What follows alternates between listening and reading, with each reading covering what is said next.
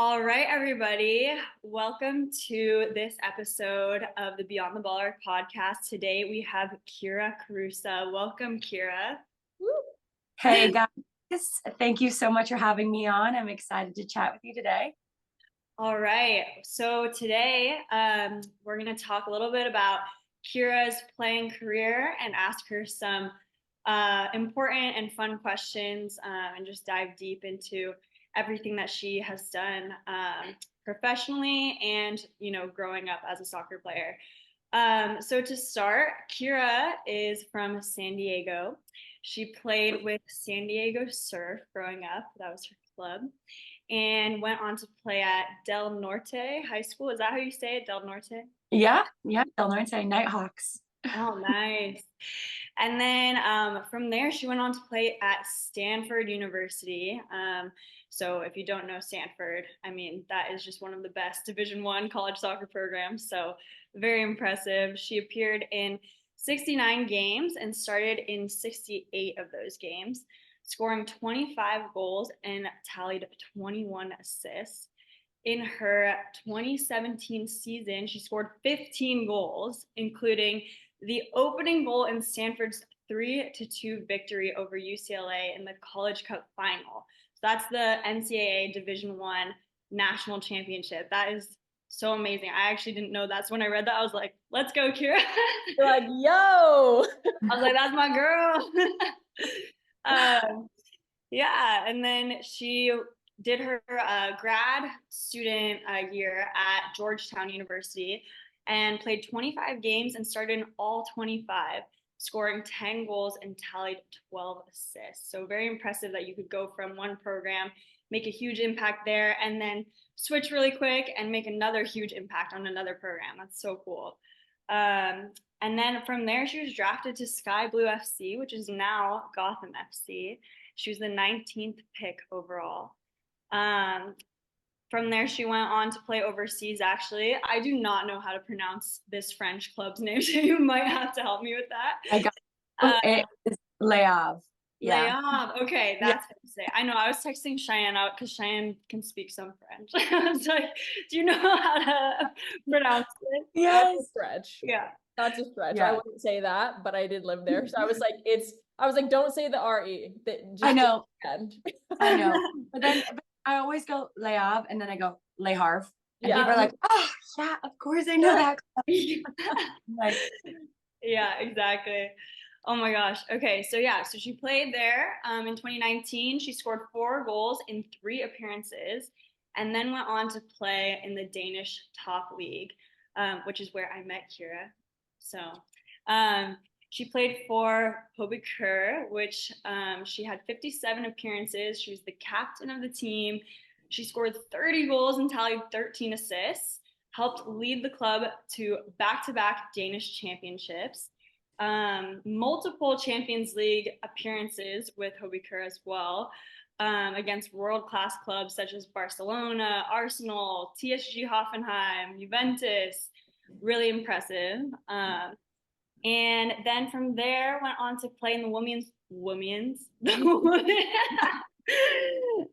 We're human out here, you guys. All right. She went to play in the Women's Championship League in England for the London City Lionesses. And then about mid-season in the NWSL season in 2023, she signed to play for the San Diego Wave, where she is now. Last season, she had the game-winning goal against Portland to help the Wave secure a playoff spot in 2023. And she won the 2023 NWSL Shield alongside Cheyenne, which is awesome. So it's so fun that both of our paths have crossed in like different ways, which is really cool. And she also most recently won the 2024 Challenge Cup with the Wave as well. She's under contract with the Wave through the 2024 season with an option for the 2025 season, which is amazing that you've kind of carved this path for yourself there. And then on top of all of that, she plays for the Republic of Ireland women's national team. This is seriously like the most incredible resume. I was texting Cheyenne. I was like, dude, I feel like I should maybe cut things out, but it's like, this is all so incredible and all so important This is I'm like humbled right now. You're like off. I'm like, You're like, He's yeah. like, damn, did I do that? Like literally. This is Like, I whoa. forgot about that. Yeah. So recently, well, I guess in 2021, Kyra made her Republic of Ireland women's national team debut. Oh, actually, no, that was 2020. My bad. Yeah. That's my bad. I jumped a little bit. In the UEFA Women's Euro 2021 qualifiers. Yeah. And then since her debut, she played in Ireland's first ever World Cup. So you helped them make history, which is so cool. Yeah. And she started in all 3 matches. And overall, she's appeared in 19 matches for them, and she's had 7 goals with them as well. So, like I said, this is seriously an incredible resume. We are honored to have you on our podcast because I think that you can just help give so much valuable information to whoever is listening. So, thank you so much for coming. Guys, thank you. Bravo. Yeah, what an intro. I'm like, I think that just took up half our podcast now, but honestly worth it. We needed all of the we needed every detail. Yeah. But I think I loved the most was how, in the weirdest way, like the soccer world is so small and everyone is like one step away from one another. And like the fact that with the 2 of you, I mean, just a few years ago, I didn't know either of you. And then suddenly now I've played on I was like lucky enough to play with both of you, play on 2 different squads with you, with 2 different countries in the world. Like, it's just like wild to think that like 2 different experiences. Like Hannah and I were playing Champions League together. And then Chai, you and I were winning the NWSL Shield together. It just like feels like such a surreal experience. Yeah, I know, it is so crazy. I remember Shai being like, oh my gosh, like I think Kyra is gonna sign to San Diego. And I was like, wait, no way. That's so crazy how our paths are crossing. So that's so amazing. I know, because I can't remember, Kyra. Did we meet in Denmark? I can't remember if we met when I went and visited Han, or maybe you were on international break or something. I probably was on there. Yeah, but I do remember you came to visit because I remember saying you were coming to visit. And I literally had this massive FOMO because Denmark was so much fun. Like the girls, like the international players and the Danish players, we all got on so well. And us, like, we always would have family dinners and we would go to like Copenhagen together, and it was wonderful. And I had this massive FOMO because when the international break hit, I always left.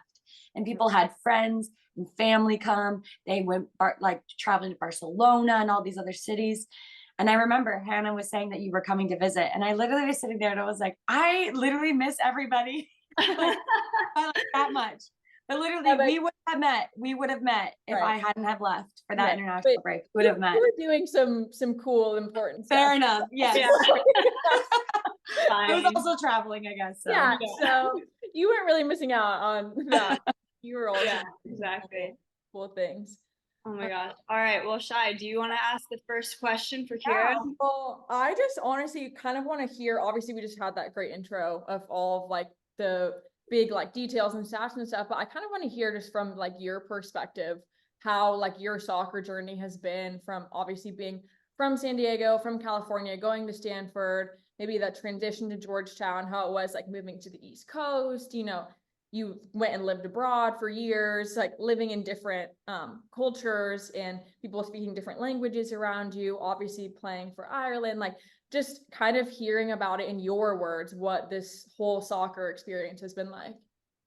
Yeah, because like you said, the stats and like the teams and the resume, like you can rattle off these things and it seems like wild and expansive and stuff like that. But I'd say like the most important part of it is the like actual human experience of it all. I think growing up in suburban San Diego, it was lovely to grow up here.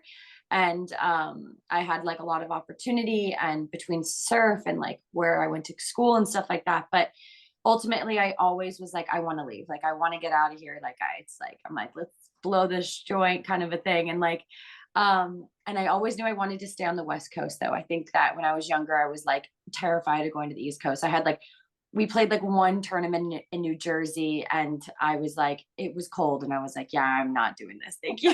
Like, I'm out. Yeah. I was like, no, no, no, no.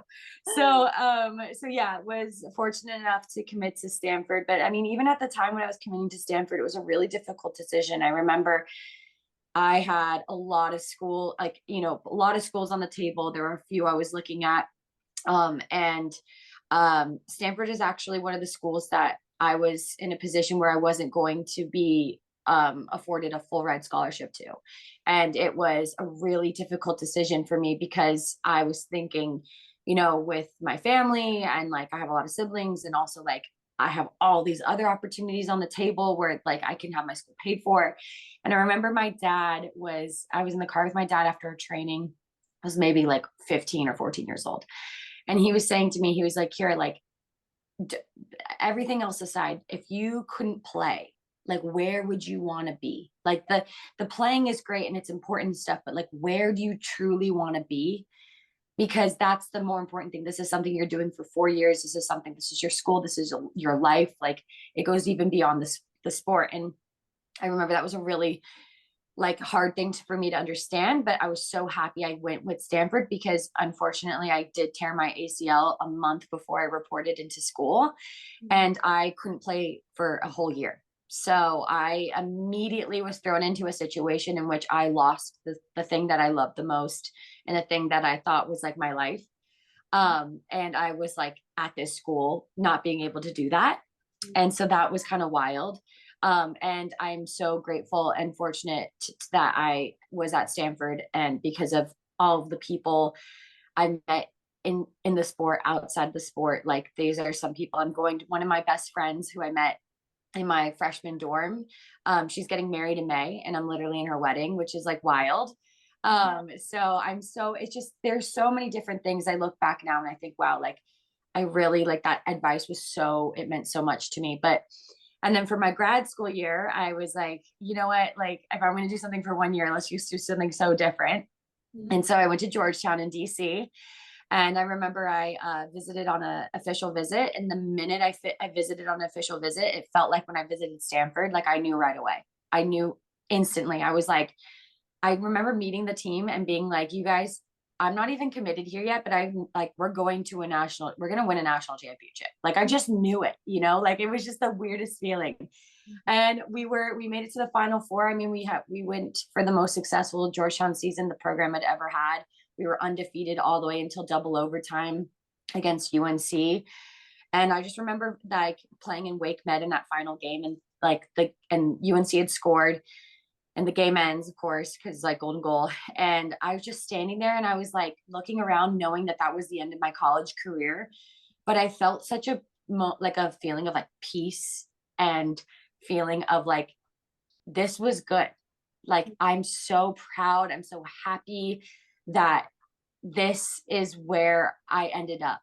And this is the people I was around. And I really felt a feeling of like completion in that, like, and as like silly as that sounds.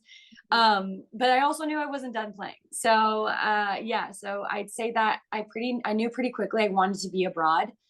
I thought to myself that, hey, like if I'm going to play professionally, like I've never been able to go and travel abroad and like live abroad. So I would love to be able to do that. And which really influenced my decision to go to France. And I was there for about 6 months. I think that it was a really incredible experience in terms of learning, like you'd said, about just immediately immersing myself into a completely different culture, taking French lessons with our tutor. She was this lovely woman that in the city, like my friend and I would like go and like bike to her apartment, and we'd have tea and we would and we would learn French, and it was lovely. But I also learned a lot about like what I wanted in my professional career, because it kind of is this step away from college and education that like you kind of like you're playing your sport and like getting a degree, and it feels like this like simultaneous, like I'm working and I'm playing, I'm working and I'm playing. And then suddenly when you're a pro, it's like, what else am I doing? Like right. Your life kind of becomes absorbed, your persona, like your self-worth, like everything becomes the sport. And that's a little terrifying because you don't you're not really going to be set up for success in a way that you're constantly dependent on this like outside variable to determine like if you're having a good day or not, I'd say. So, and then, so after France, I, went over to Denmark, and I honestly was really in a place in my life where I was debating if I even wanted to play professionally anymore. I think that after France, it was a really difficult experience overall. And I thought to myself, like, maybe this playing abroad thing wasn't for me. Maybe playing in general wasn't what I wanted to be doing. And I was lucky enough to have one of my old coaches here in San Diego, a very good friend of mine. He called me up and he was like, look, I'm only thinking for the best for you. And I really think you should go help this team in Denmark. And like, at the time I chuckle because it just seems like I was like, no. Like, why would I do that? I'm telling you, I don't want to play anymore. I was like, I just got back from France. Yeah. I was really trying to understand what I learned from playing abroad and like being in such a different country. And like, I just was like, no, like, I'm sorry, but I love you, but it's gonna be a no for me, dog. Like, no. Yeah. So I go and I chat with him again, and he's like, really just consider it. Like, hey, you're getting my Irish citizenship had just come in. He's like, it puts you closer to Ireland and Europe. So like international windows pop up. Maybe they bring you in for a few and they start to see you, and you can really like, it could be a really good opportunity. So I seriously to myself was like, I think I was like talking with my mom. I was like, I will go and do this for 6 months and see what happens. And like, that's it. And then like 3.5 years later, I was still there. Oh my God, it's crazy. Oh, it's crazy. I know it's wild, but like Hannah, and Chai, you saw it. So I go to Denmark. I was thinking to myself, I'm doing this for 6 months. We'll go from there.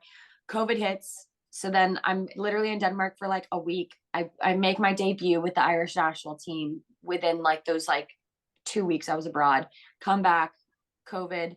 But then Denmark did open up in the summertime to finish out basically this one portion of the season. And the biggest thing with this club was they weren't even in the first division. So not only did I have no idea what the Danish league was like, but it wasn't even the first division in Denmark. And I was just sitting here and I was like, okay, like, what am I like, what are we doing here? What are we doing? Yeah. But very like quickly, like I realized like when I was there, the people, the place, the vision that they had, I was like, wait, like I'm pretty bought into this and I can see this going somewhere and I could see this being really good. So once we promoted to the first division, they asked me to sign back again. And I was like, okay, like, I'll do it. Like, let's do it. Let's do a year in Denmark. Let's just like really commit to this. And yeah, I mean, again, it was the best decision of my life. It made me love the sport again. I think that was the hardest thing for me to kind of grapple with. And I think I see it now.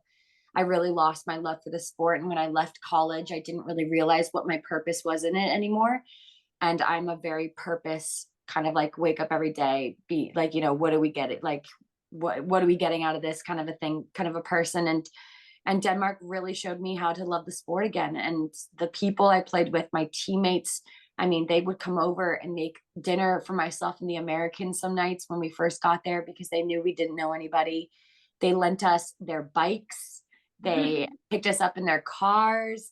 Like that, it was, the beginning was it felt very college-like actually in this weird way. Like it just was like your community was your teammates, and you like you got there every day and you just were like, we're just like, the goal was still the same goal. We're like, we want to just prove everyone in Denmark wrong because no one believed that we could like promote to the first division. And then no team had ever promoted into the first division and then won the league. So we said, okay, like, let's just do that. So, and then of course, like when you win the league, then you qualify for Champions League. And so we're like, okay, so the ball just like kept rolling. And I'm just sitting there and I was like, okay, like we're still going, like, let's go. And it was a really like, again, like the culture, the people, like being out in Copenhagen. Oh, I loved it. Like biking around places like, Hannah, I'm sure you like can speak on this too. Yeah, like amazing for sure. Yeah, and like the train systems, like we would literally just bike to a train stop, jump on a train with our bikes and be in Copenhagen in like 35 minutes. And then we would bike around Copenhagen. And like this, and the summer and the spring were just like some of the most beautiful times of the year. And I just remember thinking like, wow, like this is just surreal that this is our life. And then on top of that, like you're successful, you're winning, you're playing Champions League, you're traveling the world. So that was like, that was always, I felt like, I mean, Denmark really, like Denmark saved me in a lot of ways. Like it saved my career, it saved my sanity. Like it made me love the sport again in a way I never thought I could. Yeah. And then when I left, when I headed over to England for my short stint in England, I really wanted to play in England. I also joined a team that was in a position to promote to the WSL. And I was thinking to myself, like, oh, like this is what, again, like another team to join and like do so much with and like go to the next step with. And unfortunately, we weren't able to, but that led into the World Cup, which then kind of led me to the opportunity to play in San Diego. And again, just a lot of twists and turns that I never really thought. You don't like, you couldn't even write it out because like you just don't really know what the right decision. I just felt like there was always the most consistent theme is that from the beginning, I always felt like I've tried to make the right decision. And it's like everyone tries to like, and that almost makes you not make a decision because you just want to make the right one. And I still think about that time in my dad's car, like literally in tears, thinking like, I was like, Dad, I don't know what to do. Like, I don't know what college to go to. You know, there's this school, there's this school, there's this school, but then I love Stanford. And then, you know, but there's these reasons and these reasons. And I just thought like, and at the time, like it was like so hard to make the decision. And maybe a different decision would have led me to a completely different life and it would have been a better or worse, who knows. But I do think that the fact that I still love the sport and what I do and every decision I've made has made me still like so invested in what I do every day. I think that speaks for itself in a lot of ways. But I'd say that like now I would advise any player if they have the opportunity to play abroad, do it. Like do it just for you as a person. Like go learn a different language, like take classes with other internationals, like meet and other people around the world that like you can now go, oh my gosh, they can come visit you, you could go visit them, like travel, you know, get your passport stamped, like have like wild experiences too. Like I mean, I remember I like lost my passport in Denmark one time. Oh no. And it was an experience in itself. But again, humbling. Yeah. Yeah. You learn a lot. Yeah. You learn a lot. And Yeah. I just think to myself, like, every player should be afforded this opportunity to do it. And of course, like I've had my rough times. I had my places that were really difficult for me and really challenging. And then I had my, you know, incredible experiences. But ultimately I sit here now and I think I'm a completely different person than I was when I was, you know, 18 years old, being like, get me out of suburban San Diego. Like I'm never coming back. Where now being here, I'm like, thank you so much for this. I know. Yeah. But like my family sees me play every day. That's what's crazy. It's like games, like your friends and family actually can come see you play every weekend. Yeah. Wild. I think like this is so, first of all, I love hearing your story and it's so cool because I haven't heard so many of these little like bits and pieces. So I love like, I feel like I'm learning more about your like play too, which is awesome. But I feel like you said, like the common theme was like enjoying yourself. Like I think like we talked about at the beginning, like you have an incredible resume and I feel like I'm sure you probably felt this way when you're playing abroad. Like I'm sure you're seeing some of your old like teammates getting signed to these huge deals like immediately, right? And I'm sure that didn't feel great, you know? Like, and even though it's nothing about them, it's just however you feel, you know, because you're coming out of college, like you just did all these incredible things and you were trying to figure out your path and maybe it wasn't so clear.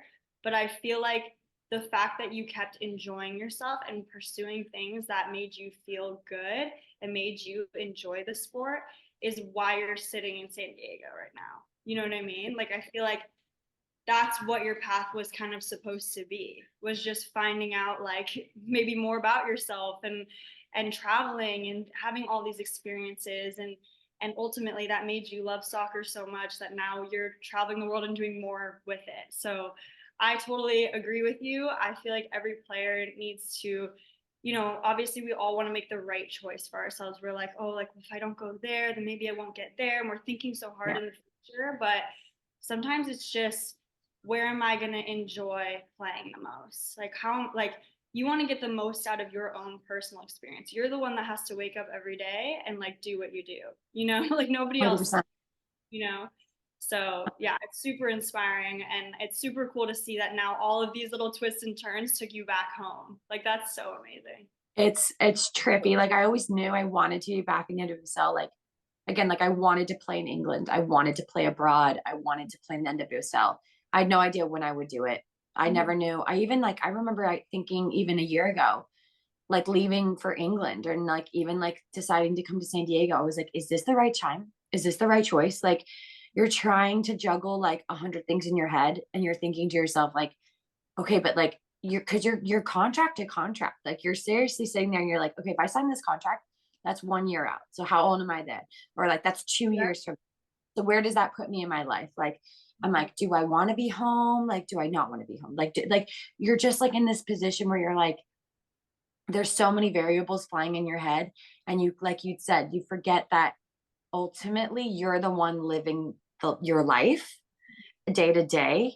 So you could ultimately be in the place that quote unquote everybody says that's where you need to be, that's where you should be, that's the decision. But like you're the one there every day, and it could be like oh, like it's such a, it's a big name, or like oh, like so and so really wants me to do this, or like it brings me closer to these people. But like it's also like you're the one who wakes up every day and trains there, and like is like that's your career. So I think that was a really hard, and it's still something like I grapple with a lot, because you're trying to figure out what's important to you and like what's going to make you a better player and make you happier. But I do have to say that in the weirdest of ways, like I feel like I've stumbled into like some pretty crazy opportunities that also I've kind of made them be as good as they are. Like I'd say that I've definitely walked into rooms where people did not think I was going to be that good, or didn't really think. They were like, oh, we'll give you a chance, but like we'll see from there. And like you really like, and then have like made the opportunity from it, from like what I was like, from being like who I am, and like being with my teammates and stuff like that. And so that's pretty crazy, and it feels very powerful too. I feel like it's built my confidence so much to know that like I'm capable of that as a person and as a player. And it's a very powerful thing to know that, and like understand that no matter where you are, like you can still like make things happen that like people wouldn't have expected. Totally. Yeah. I think, Oh, go oh, ahead. sorry. You want to go ahead? I've been talking a lot. So.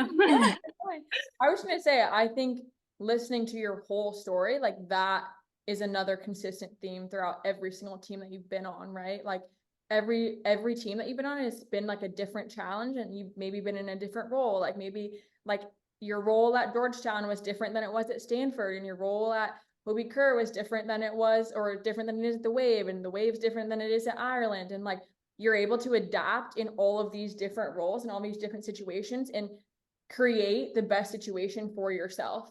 And I feel like as long as like that in and of itself is the most like unbelievable characteristic, because it's really hard to do that. Like we've all been through like all of these situations where you come in different teams and you're like, you just went from being like the captain and like the superstar to being like on the bench, and you're like, oh my gosh, like it, like there's just so many different like roles within all of these different teams. And I think for you, just being able to be adaptable and be confident in yourself and say, hey, like, I don't really care what you think about me when I come into this room. Like, I'm going to show you. Like, I'll just show, like, give me a chance. I'll show you what I can do. And like that in and of itself, I think is how you've created all of these amazing opportunities for yourself, and will continue to create these opportunities for yourself, because look at all the things that you've already done, dude. Like, it's actually insane and so inspiring. And like, yeah, I'm just like so inspired in all of you, and I can't wait to see like the rest of your career and everything that you do, because I think, oh my God, that's so nice. yeah. Thank you. I appreciate that. Thank you. Yeah, I mean, I totally agree with Shay. But what I was gonna ask you, so obviously you've played in like these huge games and you've played on these, really well-known teams. So like you had like a national championship, you scored one of the first, or you scored the first goal of the national championship game. And then you played in the Champions League, obviously playing in the NWSL, there's a lot of pressure.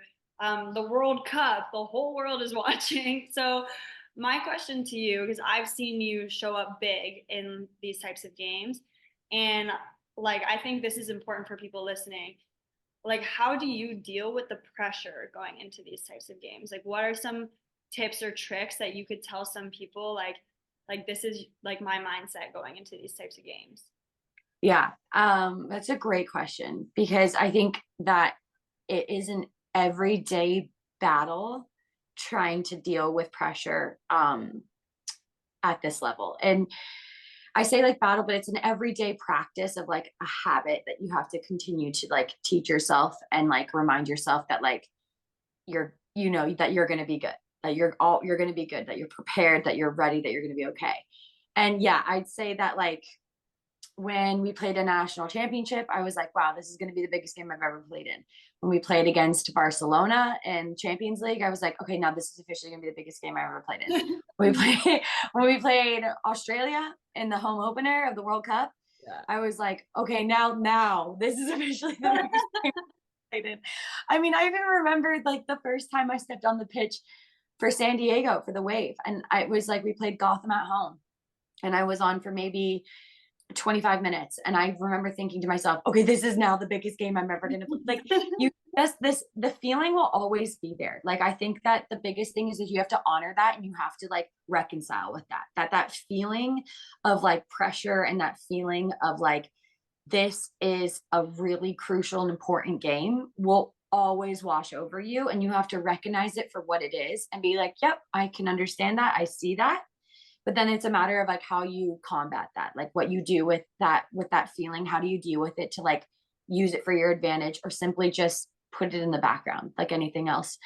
And I think that a lot of things that I do are anything from journaling a lot. Like I'd say that like I am a pretty avid journaler in general, but like especially leading up to big games. And it's anything from writing stuff about like your nerves or what you're feeling to things about your confidence and just being like reminding yourself like how what like little things that you want to like tell yourself and stuff like that. But I like to think of in these big games, I like to think of like 3 things that I can always control.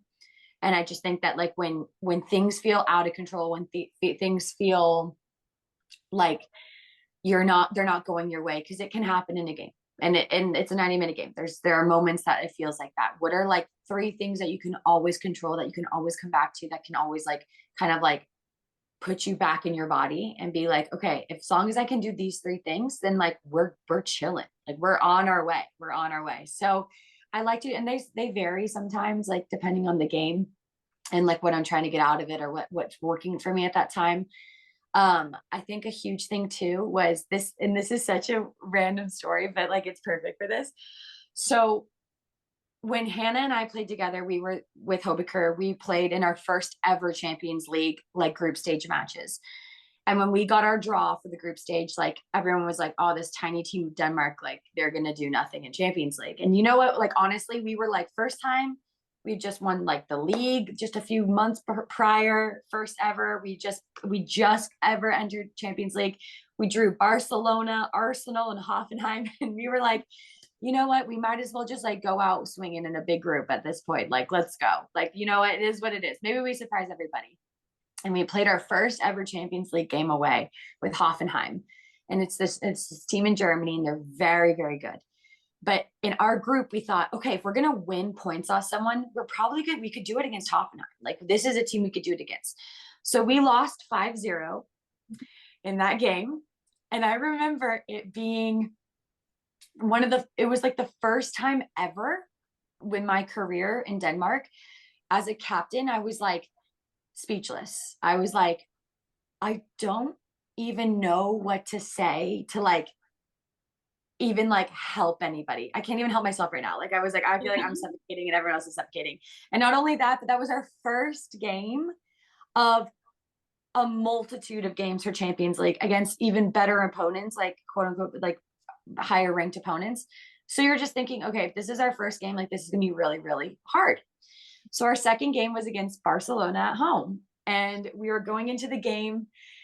And I remember just thinking, like, I felt so much pressure. I was like, not only was like the world watching, but like the Irish national team was watching too. Like we were playing against like my teammates, like on the Irish team. And I just thought like it is so crucial and so important for me to like perform well for my team and like for us as a program and like for myself and like it means so much more than just this, and it's going to be against Barcelona. And I remember talking to Hannah, and Hannah was talking about something she started doing on game days or like just normally, and it's called yoga nidra. Yes, shout out yoga nidra. Yoga nidra, and you can look it up on YouTube or you can put it on Spotify. But basically it's this really like relaxation process of listening, and it like is basically like you are supposed to lay down or like be in a place of calm and quiet and dark, and it like will just speak you through a kind of like a practice of like a soothing. body meditation. Yeah. And like it connects you to your body, it connects you to your mind. It kind of like it's just supposed to be this kind of like reset, like this body reset. And Hannah was telling me about it. And I literally was like, you know what? Game day, I was like against Barcelona. I'm gonna do some yoga nidra. Like a good time in the hotel room. And I'm laying there and I'm like, okay, let's hope this works, some miracles here. And literally I do this yoga nidra practice. I remember speaking to the team that day, or maybe it was the night before, but I said to them, I said, look, because everyone was like terrified that we were playing Barcelona. I said, and I just got up in front of the room and I said, guys, it does not matter if we lined 11 people on the goal line in this game for 90 minutes. Barcelona will somehow manage to, they could score 5 goals on us. Okay. They could do it. So we all need to let the fear and let the pressure and the expectation, like we need that to go away, because all I ask of us today is to be brave and to make this team, like make our opponent be the best they can possibly be to score a goal. If they pass the ball 25 times around us, pop a ball in the box, and a girl scores on a bicycle kick, I will clap for them. I will clap for them. Okay. But don't let this pressure like keep you from believing that you can step to the ball, that you can win the ball off someone, that you can put in a tackle, that you can, strip a ball off a player, that you can disrupt a pass, that you could go score a goal. Like, don't let that ever come into your mind, because then we lose the game already. And I remember saying that to everybody. And then we played this game against Barcelona, and it was actually one of the best games I've ever seen the program ever play. And we were very unfortunate not to take points in that game. We could have been up 3-0 in the first 20 minutes of the match. Like, it was actually unreal. And yeah, and I just remember after the game, I went up to Hannah and I said, Hannah, I did yoga nidra. I always and it worked. It worked. And I kid you not, I still do it sometimes. Like, I don't do it as often, but like sometimes, like if I feel, again, like these feelings of pressure will come over you, and they'll come in waves, like it ebbs and flows, I'd say. And anything from like the littlest of like trainings to being like the biggest of games can make you feel this way. And the important thing for me is that you recognize it and that I understand it for what it is. I say, like, this is a familiar feeling. We've been here before. And I'm like, the pressure is a privilege. And I'd say that, like, also I know myself as a player, and I'd say, like, I'm a kind of player who's like, big time players show up in big time moments. And when these big moments come up and these pressure situations come up, I was like, I only rise to the occasion. And you almost have to like mentally remind yourself of that. Like, I will be good. I am good. I'm always good in these situations. I trust myself. Like, it's like a manifestation kind of technique almost. Yeah. And Yeah, but like I say, I'm still sitting here right now and I've played in the craziest of games and I mean, we played Gotham in our Challenge Cup game last week and those feelings come over you. Like they're overwhelming at times. And I think that there are ways in which I combat them. Like walking is really important to me, getting time outside in the sun. Like that's a very important thing to me. Journaling, being off my phone. I'm like an avid reader. So like I love to like have a book and just read, like just be reading throughout the day to kind of like settle your mind. But I'd say that don't feel like it's weird that you feel that way so often, and really find ways to combat that for yourself, because ultimately like in these big, like you want to play these big pressure situations because that's when you really see how you are, that's when you really like show yourself as a player. And yeah, and it's like kind of weird to be like at this point in my career and I still get those things. Yeah. So that's so important. I think that's so helpful and will be so, so helpful for like all, I mean, not just like young kids or young people watching it coming through whatever high school or college, but everyone, like any professional athlete or anyone in any situation. Like you could talk about that in like your job. You could talk about that in like your family life. Like you can, like that just comes in so many things. And it's like just like the mental side of like being okay with, hey, these feelings are going to be there. Like I know that they're coming, and then kind of welcoming them when they do come, because you're kind of like, oh hey, there you are. Okay, here we go. Like this time. Yeah. Yeah. But I think that's such a good point, and it actually leads me into kind of what I really want to talk about with you quickly next, which is about the Ireland national team. And I quickly, can you explain to people, just for people that maybe don't know how is this kid from San Diego playing for the Republic of Ireland? Yeah. Kind of how that came about, how you're able to do it, and just like speaking of big pressure situations, like that's an incredible, you played in a World Cup, like you were talking about the game against Australia, you've done all these incredible things for the Irish national team as well. So kind of just getting into that, what it means to you to be a part of that team. Yeah, I'm so glad you asked this. It's like my favorite topic to talk about. So, I in 2019, my Georgetown coach, Dave Nolan, he's Irish.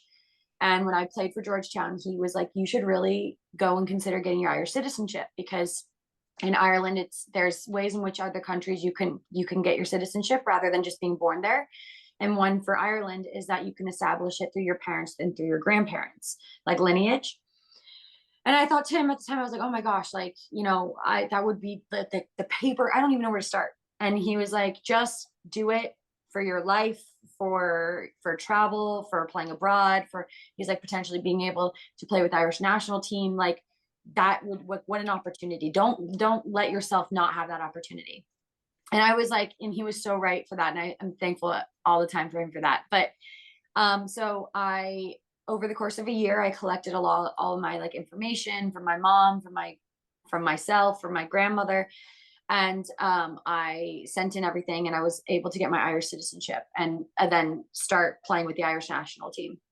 And quite literally immediately I was in for camps and stuff. And in the beginning, you're literally just like, everything is so new. Like, I mean, I'd visited Ireland in my summers. I had plenty of family, and I have plenty of family that lives there, but it's a completely different experience to be like playing with these women who come from all over the world, who are talking about growing up in Ireland, and some have gone to college in the States and some hadn't at all. And some are playing at the biggest clubs in the world and some are playing in like Germany. And you're just thinking like, whoa, like I'm just this like, you just have, I don't think I've ever felt like wanted to be a sponge. I just was like, I want to learn so much. I want to get to know these people. Like, I want to feel like I understand, there was so much more of me that I wanted to understand.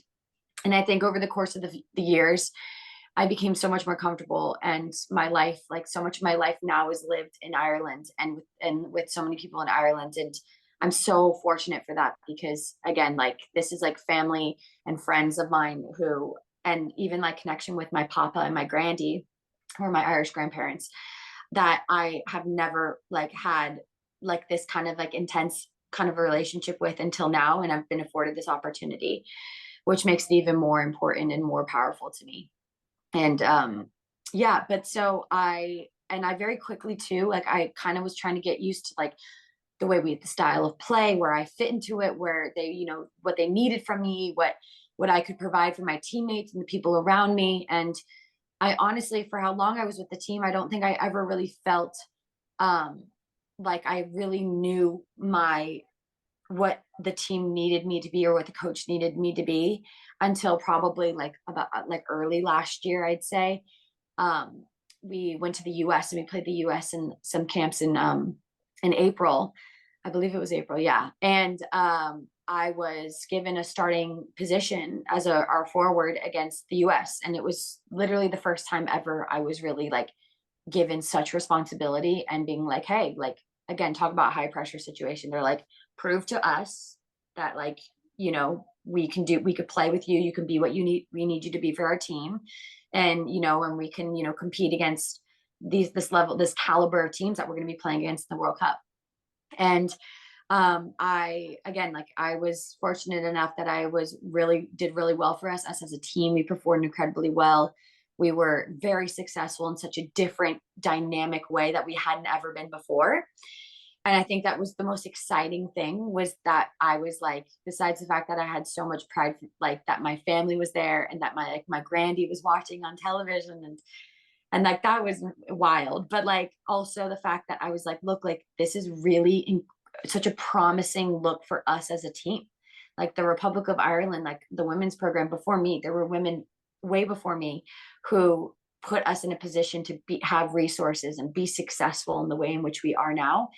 And we would be nowhere without them. And I just thought to myself, like, I want to make sure that I'm a part of that trailblazing future for us, because we are good enough and we want to showcase that. And so that was crazy. And that was so much fun. And I was really, really fortunate to perform well in that, and like lead into a World Cup and continue to perform well for us in the way we needed to. But I think that the wildest thing is that since when I joined the team in 2020, that early 2020 to now, the growth and the difference the program has made in Ireland, specifically in the women's game, in the way in which we reach the audiences, we reach the people in which we like are able to touch, and like the stories in which we hear and we can share, it's wild. Like, it's contagious. I would say it like that. Like, again, like it felt like, before 2020, it felt like a really uphill battle for the Irish national team, and the things that the women were fighting for, and anywhere from equal pay to just having like proper locker rooms to change into, and proper like transportation to and from games and stuff like that. Like, it was just simple stuff like that, to now knowing that, like, the impact we have on people, the kind of the games in which we sell out, the amount of people that show up for us, and the big stages we play on now, it's everything. And it makes me feel so proud to be representing the Republic of Ireland, and to be representing just more than myself, but like my family, my lineage, my grandy, my papa who's passed. Like, I literally, every time I step on the pitch, I think of him. Like, I think of the both of them, but I always always ask him, and like, I always think, like, like, oh, papa, like, like, look over me. Like, I want to do you proud today. Like that, like, and it seems like literally silly like that, but it's those things that make it so much more important and impactful to me, because like I said, like, I'm such a person of like purpose, and like, I want there to be more than just like showing up every day and kicking a ball around. Like, there's more meaning to that, and I play better in that kind of feel with those feelings. So yeah, I've never been more like closer to my family abroad and here in the States, and kind of like my Irish heritage. It's incredible, and it's something I share with my siblings, with my mom, with my grandparents. I mean, it's so powerful. That's amazing. Yeah, I think I understand what you're saying with like when you're wearing like a crest, it almost has like a different feeling where you're like, this is way more than just about kicking a ball or like about me as a player. Like, you're representing an entire country, and like Mhm. you're representing not just the country, but like all the history that has come with it. Like, with the country itself, with the players that have made this program what it is today. Like, there's so much that comes with it. So I mean, that's so incredible that like you've carved out this experience for yourself as well. I know we have only a few minutes left. So I was just gonna ask Oh, you. I'm I know sad. We could talk all day. Oh wait, I'm so sorry. I'm literally sitting here like no, the whole time. No, no, Oh, you're good. it's No, perfect. that's incredible. I think this is all so important. I think people are really going to want to listen to this too. So I think it's incredible. But I did want to give you the space to talk about your new brand or company, Axel Sports Nutrition. I think, like you said, it's, obviously soccer is amazing, but we do have more to us as athletes. And I think with your background, with everything that you've done, it's so cool to see that you are starting this new company alongside playing at the same time, and using your platform to do something really cool. So we're really excited that we're collaborating with Axel Sports Nutrition.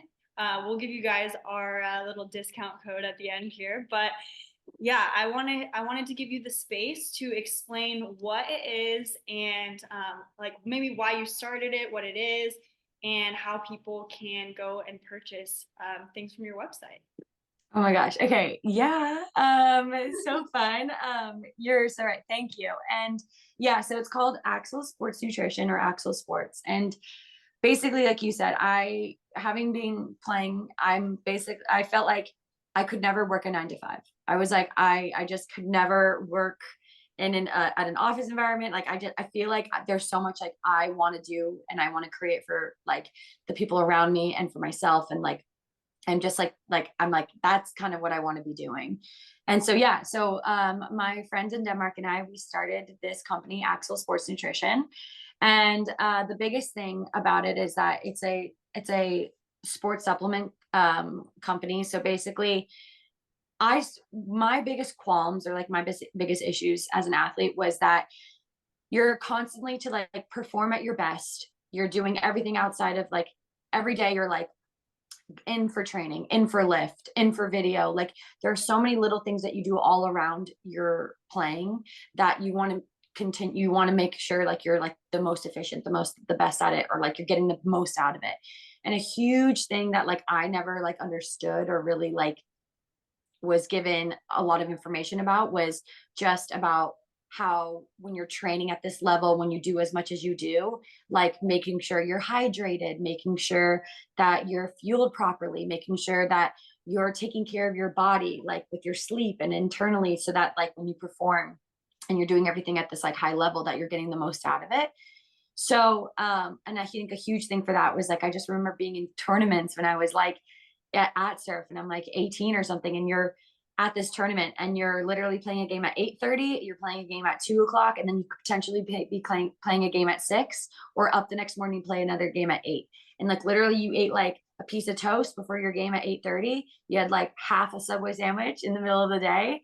And then like you were outside and you're performing and you're like trying and you're like in front of college coaches and you're doing all this kind of stuff. And like just like the lack of like understanding of like how you are, what you're doing outside of those games and trainings is like so important. And another portion of that was one portion of it, I was always like that no one was really like, I never understood how to do that. And then the second portion was the fact that I travel so often, and I did that when I was younger, I did it in college, I do it now, and I have all these supplements that I have no way. Actually, one second, guys. Hold on. Wait, it's following her? Yeah, the camera followed her. Oh Are we my about to get a preview? Okay. Sorry. I thought my dog was like trying to get in. I was like, oh my God. Oh, you're fine. Sorry. I know. And it follows me. Like, look, it's like so Yeah. zoomed in. Yeah, it's like, yeah, that's like, crazy. bend over. Yeah, whoa. Oh my gosh. Okay, so that's fun. Okay. Let's start again. Okay, so I was like, it's like super. Okay, wait, like we'll step out of it, and then this has to stay in the podcast. Yeah, honestly, this is staying. Honestly, this is it. Everything else, get rid of it. Yeah, everything else is cut. Yeah. Perfect. Okay, now we can talk about it. Okay. So the second thing about everything was the fact that I have anything from like magnesiums to collagen to electrolytes to proteins, that like all of these like little tubs. And like, I'm sure both of you guys understand that like our clubs and like they provide us all these things, and it's like sitting in your kitchen. You're like, okay, I have to do that. I have to do that. I have to do that before bed. And this is, and, but then when I travel, like I can't travel with a suitcase of just supplements. Like I was like such a big problem for me. And I was like, okay, so I guess I just like won't take my collagen for the next like, or I was like putting it like into like a little bag, and I was like, do I just like take this with me now? Like it just felt like so inefficient. And I was just like, if only there was like, again, I was like, I just want there to be everything in these like little sachets that I can like throw into my backpack, that I'm on my way to my train, I can open my electrolytes with and go do that. So again, from those kind of concepts was Axel was kind of created. And we basically have electrolytes, collagen, and protein. And you go on our website and you fill out your personalization survey, which basically is like, what do you do as an athlete? Like, how much are you training? How many games are you playing? Like, what do you prefer in terms of like time of day you're eating? Like, what, like, there are little things that basically kind of like personalize a packaging that like will suit you for your training regimen for like a month, which is really cool. And then you're given these packages that are electrolyte packaging, but we have them for our protein and for our collagen, and to your flavor preference, because of course also flavor is very important, so you should be able to design it however you want to. You get to pick out which ones, what kind of flavors you want in your for each of the three, and then you're given your package. And the package is basically is essentially supposed to, it's around your training regimen. So it's like your electrolytes are correlated to like how many trainings you're doing for the month, proteins and the collagens, and we give them to you in these little sachets, which are great because they're single serving. And I traveled, like the electrolytes, strawberry lemonade is my personal favorite.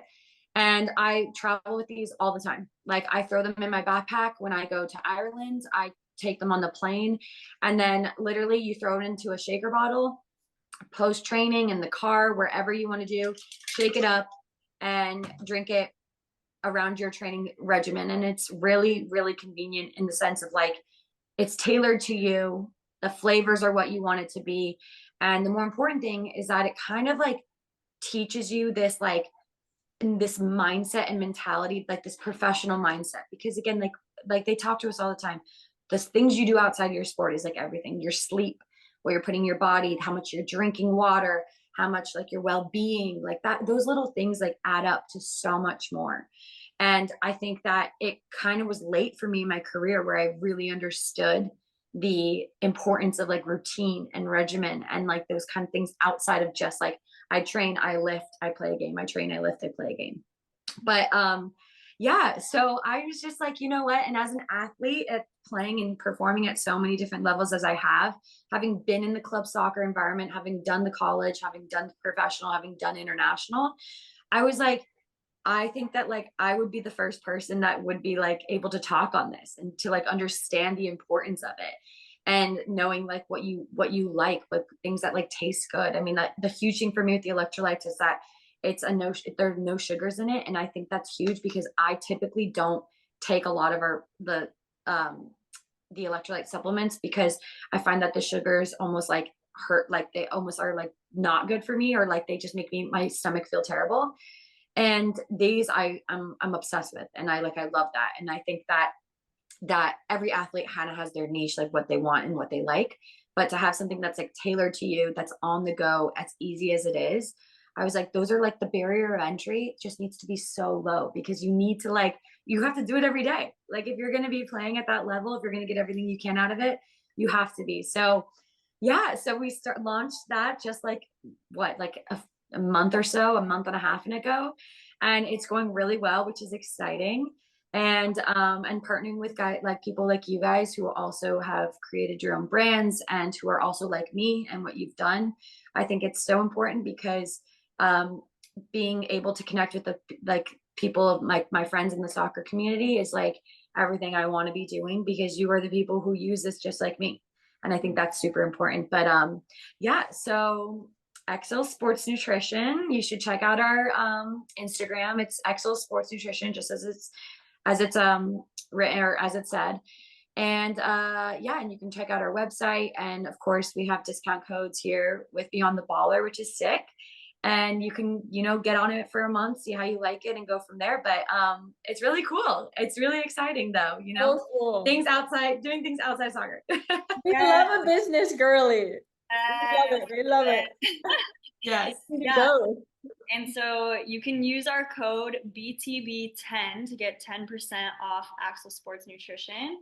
And we're so happy to have this collaboration with you guys. I think what you're doing is incredible. I think we are very like-minded with this stuff. I think it's super important that people like us are creating things like this, because we are trying to create something that we wish that we had, so I think yeah, like you said, it's awesome. Like you're just trying to create something that you wish you would have had growing up. And I think everything outside of soccer is so important. Like I was eating terrible. I was the girl that was eating a piece of toast and then half a Subway sandwich. Like, me too. Obviously, there's a time and place for that stuff. But I think when you're training as hard as we are, nutrition should be at the top of your list. Honestly, it changes everything. So that's so awesome. But anyways, we're gonna wrap this up because I know we all have our own lives that we're living right now. But we just wanted to say thank you so much. I think that everything on this podcast, first of all, this was just so fun. I just had a great time talking with you guys. Me too. But I think it's so important for people to hear this stuff, because if you're not in the space that we are in, like if you're not in the professional world, or you want to be in the professional world, or maybe you are already, nobody really knows like what the right path should be, or nobody really knows how to deal with like everything. I feel like you just kind of hear bits and pieces from people and you take the advice that you can. And so I think your advice is super crucial to helping a lot of people. So thank you so much. Yes, guys, thank you. Thank you. You're the best. Oh my gosh, easiest thing ever. I would do this any day. And just as much as you guys celebrate me, I celebrate you. I think, like you said, Hannah, you were spot on to see women like us in this field being like speaking on these things, creating things. Like that's the most important thing in the women's game, especially. I mean, like we're the ones who live it and do it every day, and we understand what we would need, what the future of us want. And yeah, it's just exciting to see like us celebrating one another in that kind of way. But no, this was so fun. Thank you so much for having me on. Like, what a lovely start to my morning. Same. No, we appreciate you. And obviously the NWSL season is about to start. So good luck. We'll be watching. I'll be watching every time you play for Ireland. And yeah, just excited. Thank you so much, Kyra. Yeah, thank you guys. Thanks. All right. Bye. Bye.